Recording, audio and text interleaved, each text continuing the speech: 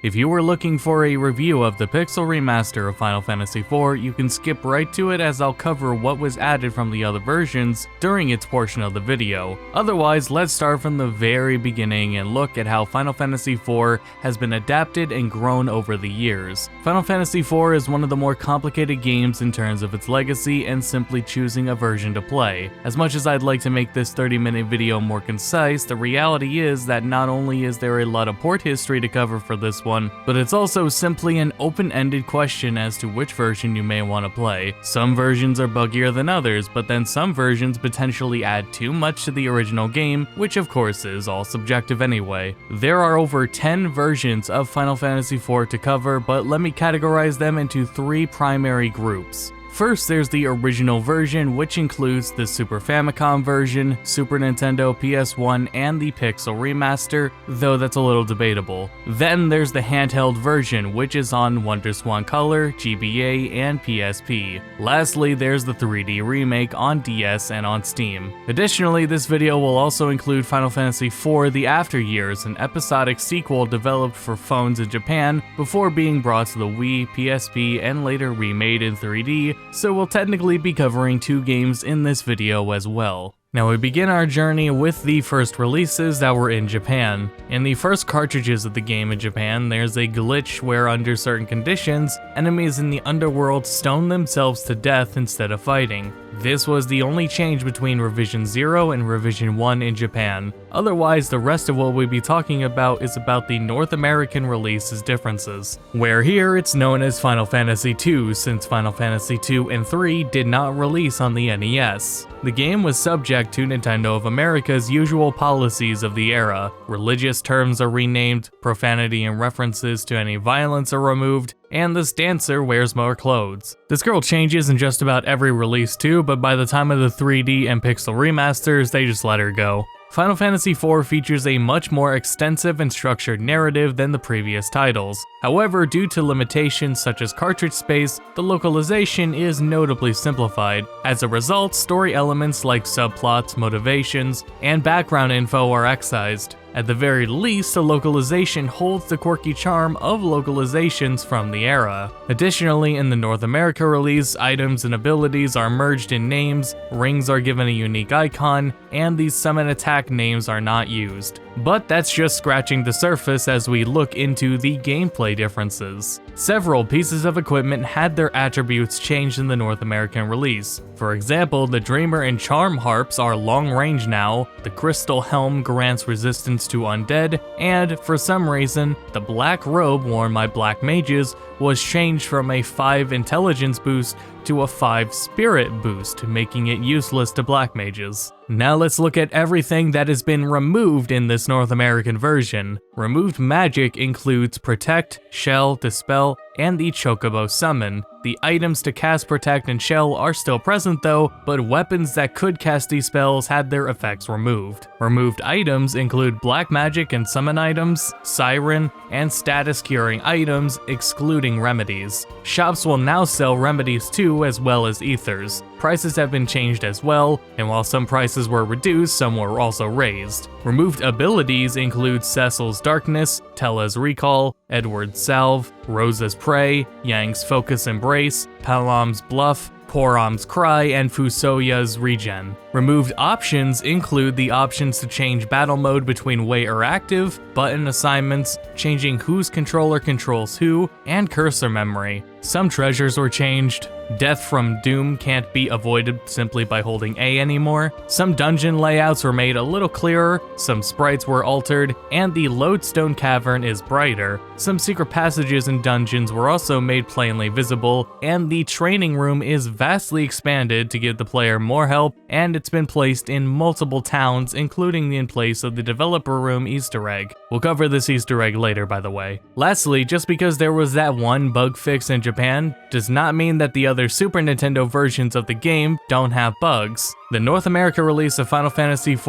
also had a revision release. This revision halved the cast time of Kick, Build Up, and the Twin cast abilities, fixed a method of duplicating items outside of battle, fixed a mimic glitch involving the twins, Explode has been capped at 9,999, and the stop spell can no longer crash the game. However, many other bugs still remain across every Super Nintendo version. Stop still has quirky interactions with other statuses, and the Avenger Sword is still extremely buggy in particular. Then there's the Adamant Armor, where when you unequip this armor, it will make that party member take 4 times more damage from lightning, fire, and ice. Additionally, across these Super Nintendo versions of the game, you can wrong warp, obtain infinite gil, duplicate items, exploit a peninsula of power to fight stronger enemies early, bypass boss transformations and phases, equip weapons characters aren't supposed to be able to equip, use the Sylph Summon with 0 MP cost, and even bypass locations on the overworld map. Lastly, Final Fantasy II, as it was in the US, released on the Wii Virtual Console and on the Japanese eShop on Wii U and 3DS. While the Super Nintendo games on the Virtual Console didn't have their palettes toned down as much as the NES games did, it's still notably less harsh with flashing.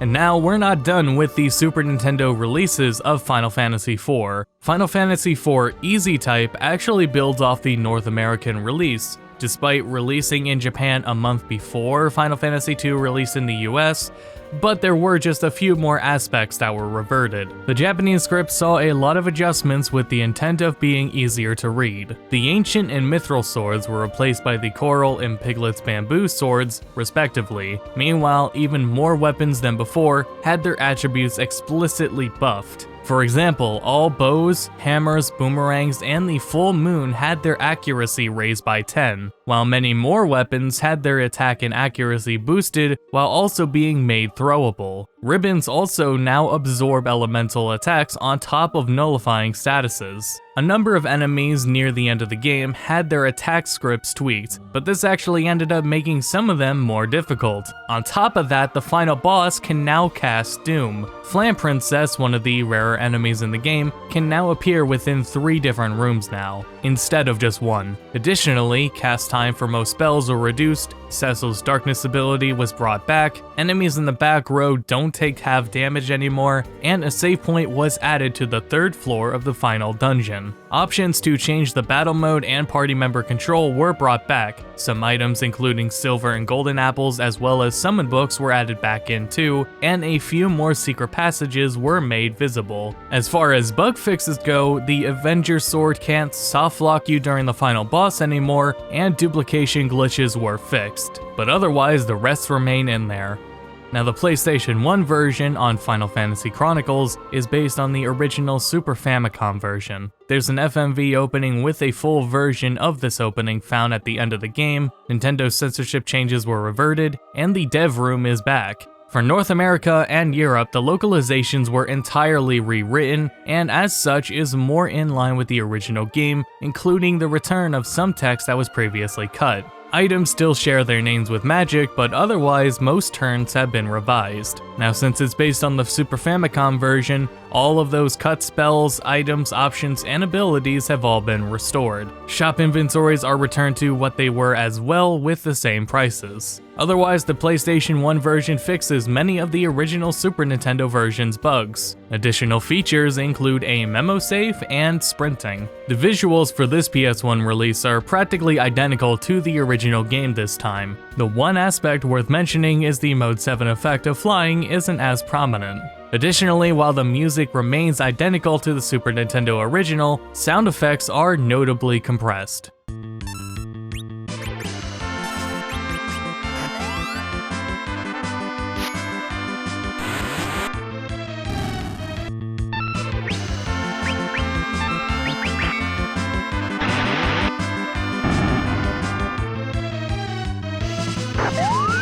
Ultimately, for the original Super Nintendo experience, you could go for a fan translation ROM hack, in which case I heavily recommend the Naming Way edition, or you could opt for the PSX version since it's nearly visually identical, sports its own translation, and most importantly corrects many of the original version's known bugs. Its only real catch is the sound effects quality. But after being brought to the PlayStation 1, Final Fantasy IV was then brought to some handheld consoles, so that's what we'll be looking at next.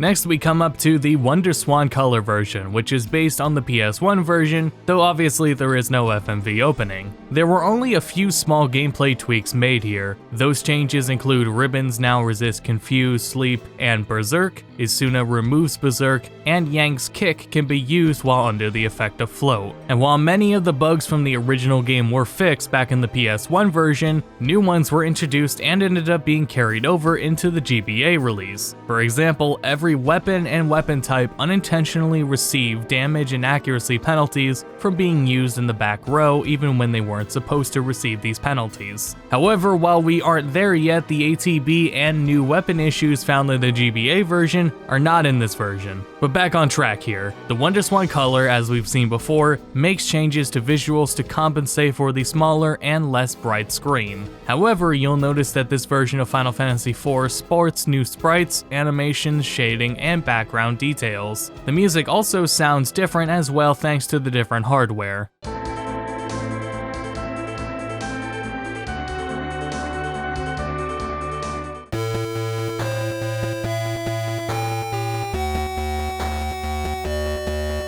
Now, Final Fantasy IV Advance on the GBA is based on the WonderSwan Color port and includes a handful of gameplay changes, plus some new bonus content and new bugs. For the first time though, we've got a bestiary and unlockable music player. On top of this, 2 new bonus post-game dungeons are featured in this version. The Cave of Trials contains monsters from several dungeons with new bosses that drop new weapons. And the Lunar Ruins is a 40-floor area featuring trials specifically for each party member, as well as new enemies and equipment. The English localization improves upon the PlayStation 1 version. Further minor tweaks and mistakes were then corrected in the PAL version, in addition to support for more languages and subsequently tweaked formatting. Now, there were only a few gameplay changes in this version that were not in the WonderSwan Color version. For example, you can now swap party members in Mysidia, and equipment that had elemental resistances no longer make you weak to the opposing elements. Additionally, Final Fantasy IV was the first game in the series to use ATB, and now for the first time we can see the meter for it in FF4. However, the ATB system is buggy in the GBA version. If the battle speed seems to be set too high, you'll appear to get additional turns, letting you get more turns in than intended and slowing down how fast enemies are intended to attack, as well as how fast other party members can act for those who have cast times or use abilities like jump.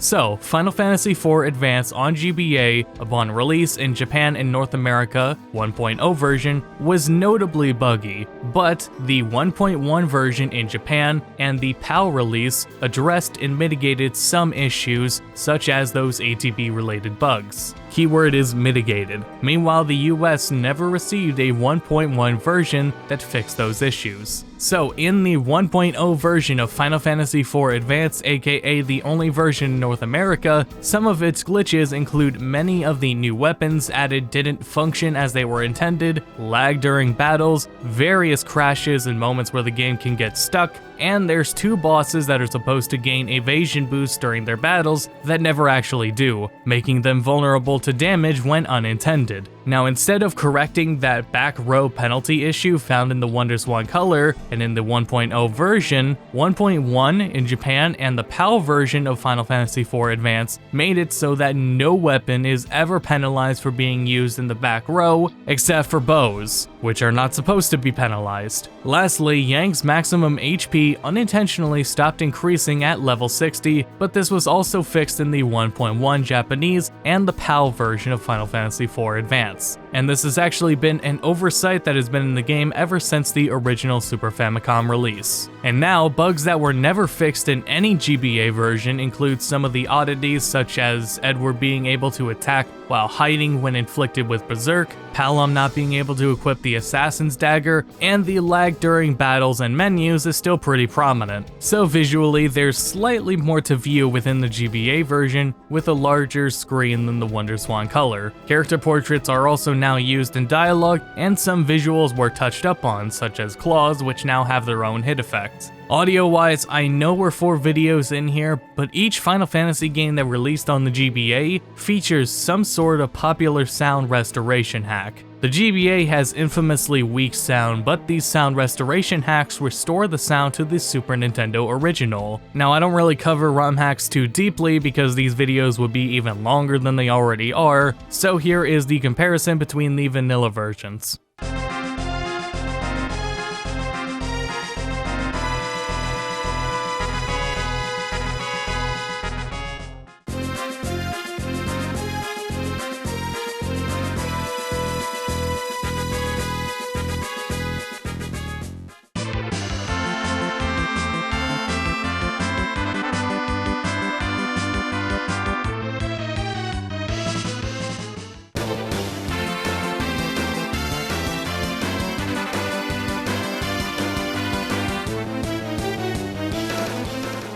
Now at the end of the day, the GBA port is rough and it has its caveats, even if you're playing the later versions, being the 1.1 JP version or the PAL version, there's no escaping poor performance and menuing. It's fine for what it is, but for those looking for a version to play today, the appealing benefits of these versions would really just be their visuals, as we'll see the content and gameplay changes carry on to the PSP version, but we have some things to talk about before we get to that version. In 2008, only in Japan, there were mobile releases of Final Fantasy IV, and there was the first appearance of its sequel, Final Fantasy IV: The After Years. The After Years originally released episodically in 13 chapters. Now, unfortunately, to my knowledge, there is no way of emulating these versions, so there will be extremely limited gameplay and footage shown. Moreover, these versions are no longer legitimately accessible in the first place anyway, since they were tied to a service. But they're worth covering at least because of the impact they make on future versions. This version of Final Fantasy IV and of the After Years features bonus dungeon content too, designed for each character. The bonus content was intended to help pass the wait until the next episodic release of the After Years. While this version builds off the Super Nintendo original, you can swap party members in Mysidia, and inventory space is unlimited. Because of this, the Fat Chocobo is retooled to instead reward you with the Chocobo Shield. Naming Way was replaced with Trading Way, so instead of changing your character's names, you'll collect cards to unlock a rabbit-eared hood. Also, you could exchange tails for new equipment in this version, and said new equipment came from the After Years. These versions of Final Fantasy IV and of the After Years have all new sprites both in battle and out of battle, and we can get a small glimpse of them when we look at the WiiWare version. It's possible that the soundtrack was altered too, but of course our ability to compare them at the current moment is non-existent. So, like we mentioned, Final Fantasy IV: The After Years released worldwide on the WiiWare service on the Wii. Now, this version was sold as 9 chapters, separated into 3 bundles, and on top of that, the Wii Shop is currently discontinued, so again, these versions are not legitimately accessible anymore. Theodore and Kane's episodes were merged, and because of this merge, Theodore's bonus dungeon was removed, and its items were moved into Kane's bonus dungeon. So yeah, visually, from what I can surmise from trying to find what I could of the original mobile version, the WiiWare version of the After Years is largely identical visually to its original mobile counterpart. So then this also gives us a good frame of reference as to how the original mobile port of Final Fantasy IV looked back in 2008. And now on PSP, Square released Final Fantasy IV: The Complete Collection, which included Final Fantasy IV, as well as the After Years, and a new scenario called Final Fantasy Interlude, which has not released on any other platform. The PSP version is based on the GBA version, including its bestiary and a music player. However, the game features the 3D versions, opening FMV, some new cutscenes, and an art gallery. The dialogue has been reworked from the GBA version with a few lines from the 3D version script. Notably though, with this many rounds of revision over the years, it can be argued that some changes to dialogue weren't totally necessary. Additionally, terms, items, and enemies are actually pulled from the After Years on Wii. Now, an auto battle feature is included, abilities cast times are indicated on the ATB meter, select is a shortcut to tense, Porum's Cry now functions as a free group casting of Confuse instead of making stealing easier, and the mystery egg enemies will now match the resistances of the monsters inside of them. The PSP version of Final Fantasy IV has the largest leap in visual changes thus far. New sprites in the field and battle are accompanied by new backgrounds and even new effects. The sprites and and aesthetics are reminiscent of Final Fantasy 1 and 2 on PSP, including some 3D cutscenes for a handful of events in the game, though some similarities with that 2008 mobile port are here as well, and it explains why Cecil stands like this. Additionally, in this version you have optional wallpapers for menus and dialogue boxes. This collection offers yet another rearranged take on the soundtrack. The complete collection actually uses the 3D remake soundtrack, so consider this a comparison to that version as well.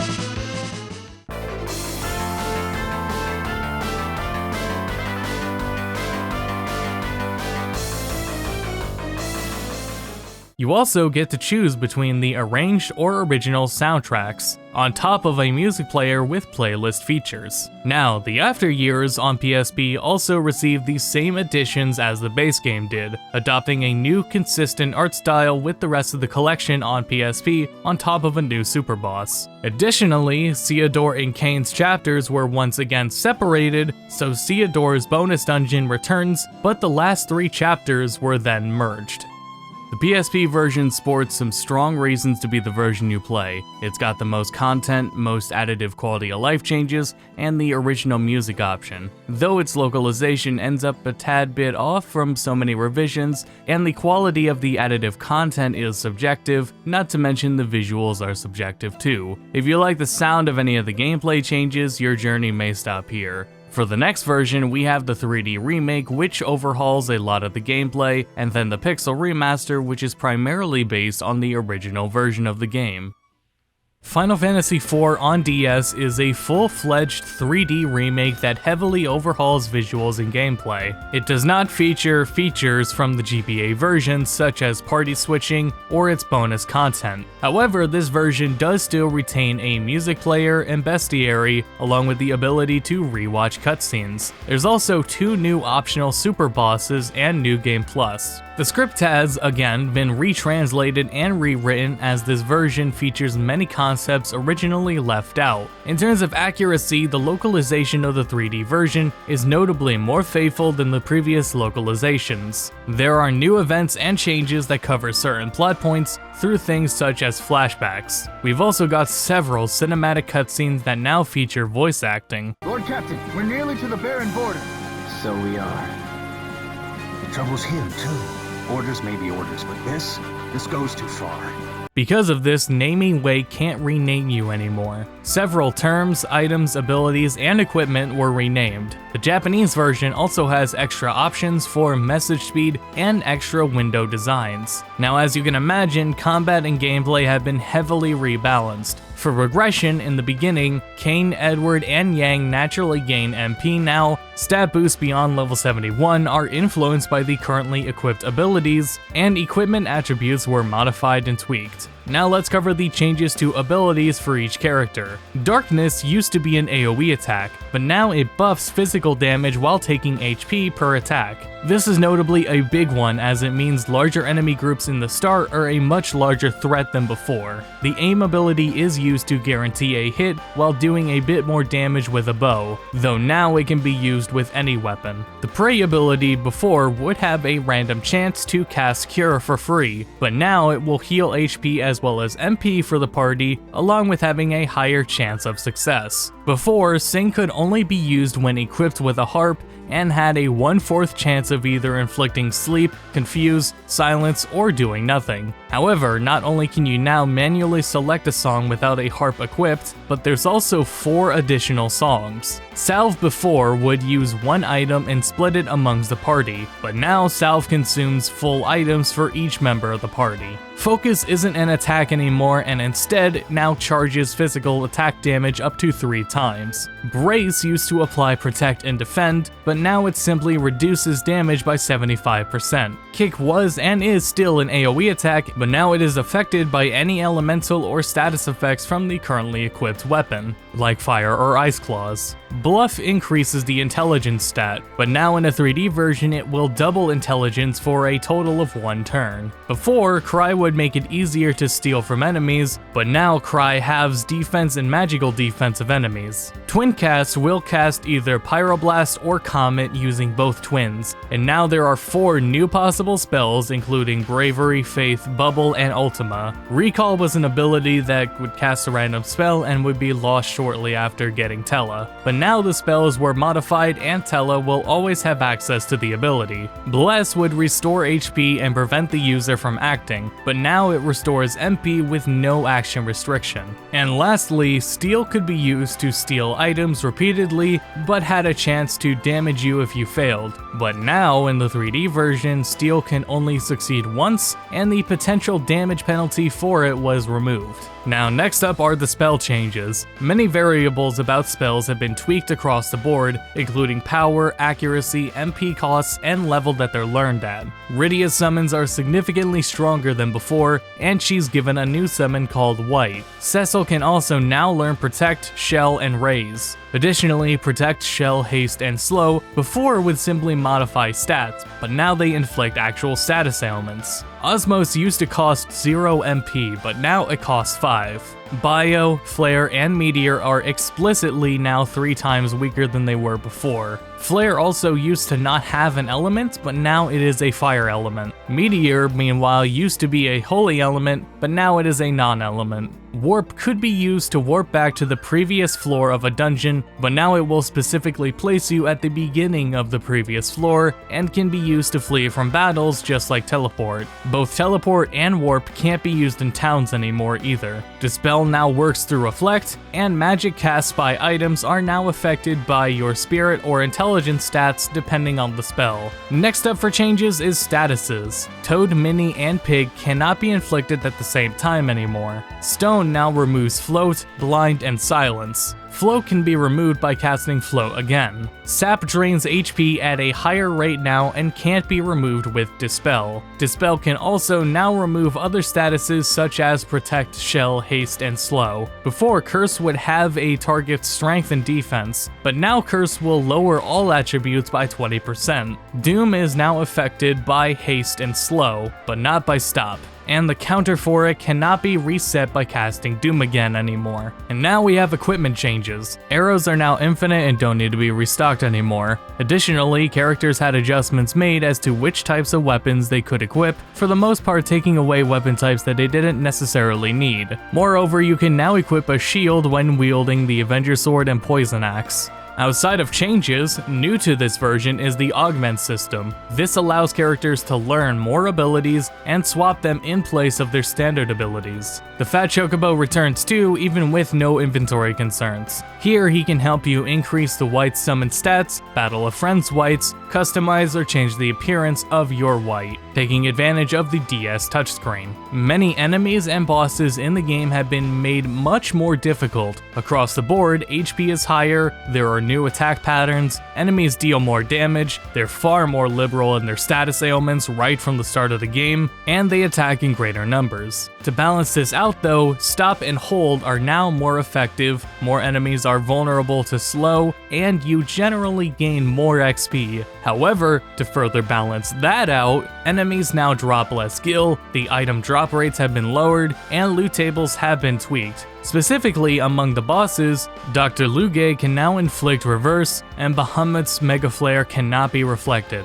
Additionally, the hovercraft can't be brought into the underworld anymore, we've got the option for auto-battling, the red bar on the ATB meter is to indicate the cast time, and switching weapons now consumes a turn. There is a healthy but casual amount of utilization of the dual screens in this game. When you pause, thought bubbles appear conveying how the characters feel about the current story. The touchscreen can also be utilized for menus and for movement. The minimap will also appear on the bottom screen, and exploring dungeon floors 100% provides provides you with rewards. Additionally, the game uses 30 FPS outside of battle and 15 FPS while inside battles, and this lowered frame rate in battle is retained in every version of the 3D remake. When the 3D version of Final Fantasy IV came to Steam and to smartphones, they added achievements and autosaves. There's also an additional difficulty mode. Hard is closer to that of the DS version, while normal seems to tone down enemy stats and how often they attack. The White Summon has been totally removed. In its place, there is a new side quest involving searching for 8 Eidolons in order to acquire the Piercing Magic Augment. Speaking of augments, the Love Augment used to be an attack option that powered up for every white battle you'd done. Instead, now it is simply powered up by covering party members in battle. Also, you can only get the Limit Break Augment once, even across multiple playthroughs. Without the dual screen displays of the DS, the game needed to be adapted for a single display,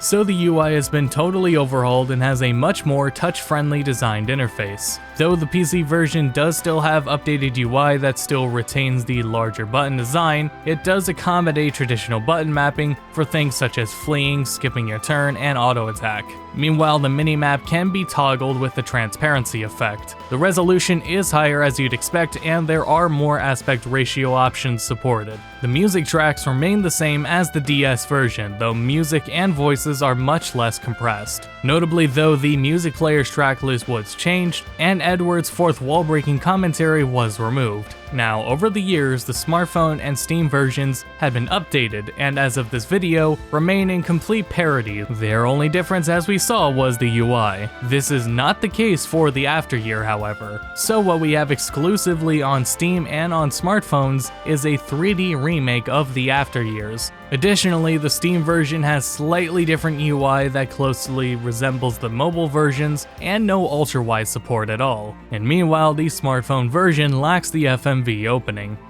The 3D version of Final Fantasy IV offers a different flavor of the game. Its appeal to people may be its visuals, gameplay changes, and its substantially more faithful localization, accompanying the voice cutscenes and emphasis on the narrative. This version of Final Fantasy IV is challenging as far as Final Fantasy games go. If the difficulty isn't your thing, but you may enjoy the idea of a 3D version more, then the Steam version is available with its difficulty option, though this version may not be what some people want since some of the visual appeal, like the font and the touch-friendly UI, aren't what some people are looking for. Other aspects such as the limited frame rates may turn people off as well. That's as far as the 3D version goes though, so drop all of the additive changes you learned about the game up until now, because the Pixel Remaster goes back to square one. Now, while using the original release as a framework, Final Fantasy IV Pixel Remaster does introduce a small handful of changes from the later versions. That being said, while there are things such as a music player, bestiary, art gallery, and item tracking, there is no Cave of Trials, Lunar Ruins, or any additional equipment that was added in the GBA versions. Final Fantasy IV, for the most part, has always held an Easter egg dev room. This room was removed from the North American FF2 and Easy-type versions of the game on Super Nintendo, but it made its first Western appearance on PS1 and remained there in every other version. For the 3D remake, the staff found in that room were updated to reflect the 3D remake team. However, for the Pixel Remaster, the room is gone entirely, and the explanation given was that they didn't want to re-implement this room without acquiring consent from the original dev team. Anyway, the localization and script used are based on the GBA localization, with several minor dialogue tweaks as well as some new added text. Additionally, some weapons, locations, and some various terminology were updated and aren't found in any previous release. For example, the term Eidolons aren't used anywhere anymore. The GBA version's equipment and spell stats and attributes are retained, albeit with some balance tweaking, though you can't swap party members anymore in Mysidia. The inventory limit has also been removed like it first was in the 2008 mobile version, and from the 3D remake, the naming way merchant in the Giant of Babel is retained. Dispel can be used to remove Reflect. Spells like Protect, Haste, Shell, and Slow are statuses instead of stat modifiers, and arrows are once again infinite.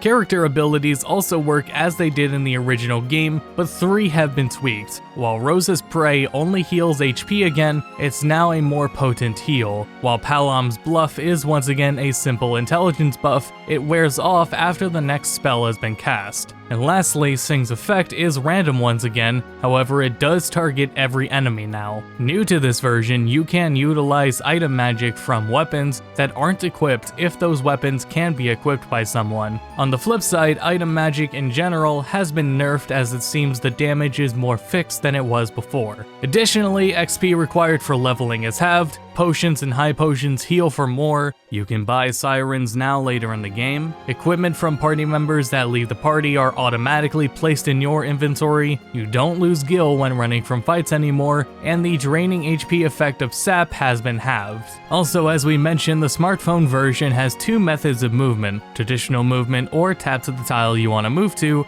though that's a slightly more clunky way of playing. Then the bestiary has an AR option for simulated battles, though it doesn't have any tracking. The character art style is more consistent with that of the other Pixel remasters so far, and was done by the original Final Fantasy 2D pixel artist and UI designer, Kazuko Shibuya. Still though, many assets ranging from the NPC and enemy sprites to the backgrounds originate from the WonderSwan Color versions. Notably though, enemy animations where they float or fly are gone. The Final Fantasy IV Pixel Remaster does share the stuttering issues of the previous Pixel remasters though, so for my playthrough and footage, I used a mod to change the movement speed and to remove the FPS cap, which really mitigates the stuttering if you happen to see it yourself. And the soundtrack has once again been rearranged and rescored with supervision from Uematsu.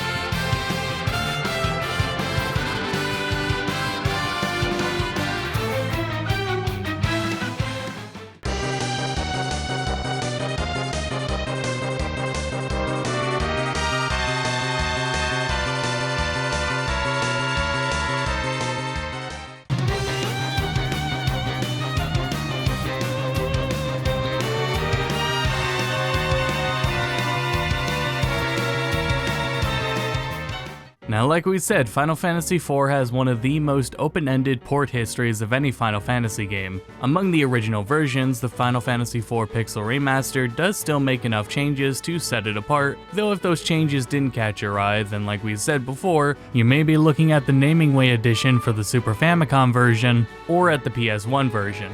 From there, radical changes were made to the game, but there was more content present. The GBA version being buggy can be a deterrent though, but the PSP version will be smooth and conveniently includes the After Years and Interlude if that content interests you.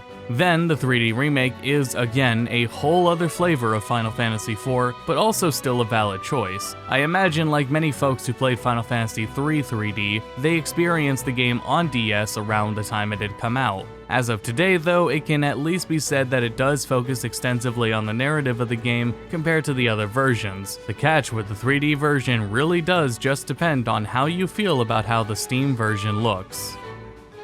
So that about does it for this video, so thanks for watching, and thank you to the Final Fantasy Wiki and speedrunning communities for their discussion and documentation on information featured in this video. Additionally, thank you to Legends of Localization for their fantastic coverage of the localizations of Final Fantasy IV. If you want to read more on the localizations, check them out. Or if you want to read more intricate details about Final Fantasy IV, the Cutting Room Floor has a ton of interesting information about the 2D versions. Next up on the list is Final Fantasy V, and after a short break I'll be back with Final Fantasy VI, but in the meantime you can find me on Patreon if you'd like to support the videos, or find me on Twitter for updates.